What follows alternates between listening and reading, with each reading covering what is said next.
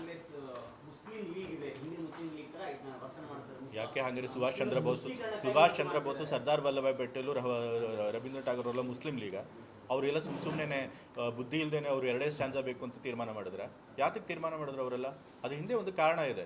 So ಹಾಗಾಗಿ ನಾವು ಅವರ ಒಂದು ವಿಸ್ಡಮ್ನ ನಾವು ಒಪ್ಕೋಬೇಕು, ಅವ್ರ ತೀರ್ಮಾನ ನಾವು ಒಪ್ಕೋಬೇಕು. ಕಳಂಕಿತ ಸಚಿವರನ್ನ ಖಾತೆಯನ್ನು ಕೊಟ್ಟಿದ್ದಕ್ಕೆ ಸಾಕಷ್ಟು ಅಸಮಾಧಾನ. ಕಳಂಕಿತ ಅಂತ ಹೇಳ್ತಿದ್ರು. ಎಲ್ಲಿ ಅವ್ರೇನು ಅಪರಾಧಿ ಅಂತ ಸಾಬೀತಾಗಿದೆಯಾ? ಆಗಿಲ್ಲ.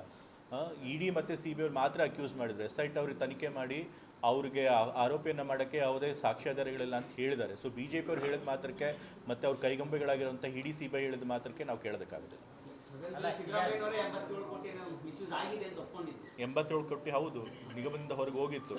ಯಾರೋ ಅಧಿಕಾರಿಗಳು ಒಂದಷ್ಟು ಜನ ಅಥವಾ ಅದರೊಳಗೆ ಆ ಹಗರಣದಲ್ಲಿ ಇನ್ವಾಲ್ವ್ ಆಗಿರೋರು ಅವರೆಲ್ಲ ಅದನ್ನು ಬೇರೆ ಬೇರೆ ಖಾಸಗಿ ಖಾತೆಗಳಿಗೆ ಟ್ರಾನ್ಸ್ಫರ್ ಮಾಡಿದ್ರು. ಆ 87 ಕೋಟಿಲಿ 79 ಕೋಟಿ ಈಗಾಗಲೇ ರಿಕವರ್ ಮಾಡಿದ್ದಾರೆ.